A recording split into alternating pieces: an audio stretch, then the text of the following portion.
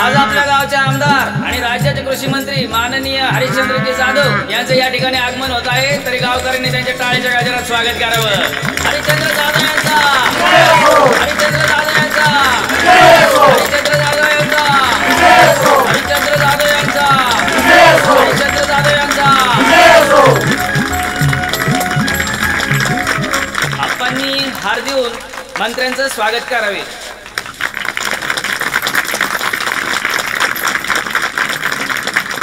आज या खराबवाडीच्या सगळ्या ग्रामस्थांसमोर बोलत असताना मला मनापासून आनंद होत आहे. एसी केबिन मध्ये बसून ग्रामीण भागातल्या समस्या समजणार नाही असं समजणारा मी मंत्री आहे. आपल्या गावचा पाण्याचा प्रश्न लवकरच मार्गी लागल त्याची समस्या मी स्वतःहून सोडवणार आहे. आपल्या गावच्या या खराबवाडीच्या नैऋत्येला मोठं धरण बांधून आपण गावातल्या पाण्याची समस्या कायमची संपवणार आहे.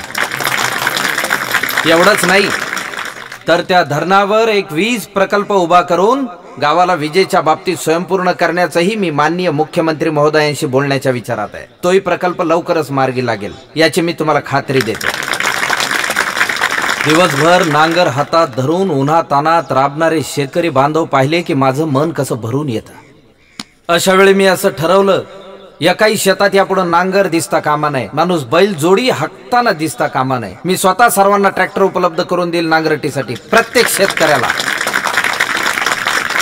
शेतकऱ्यांना बी बियाणं खतं याचा तुटवडा जाणवणार नाही, याची टंचाई भासणार नाही, याची काळजी मी स्वतः घेईन. असं वाटतंय की आपल्या मुखातून प्रत्यक्ष हरीच बोलतोय. आज तुमची पावलं या जमिनीला लागली, आम्ही धन्य झालो, धन्य झालो.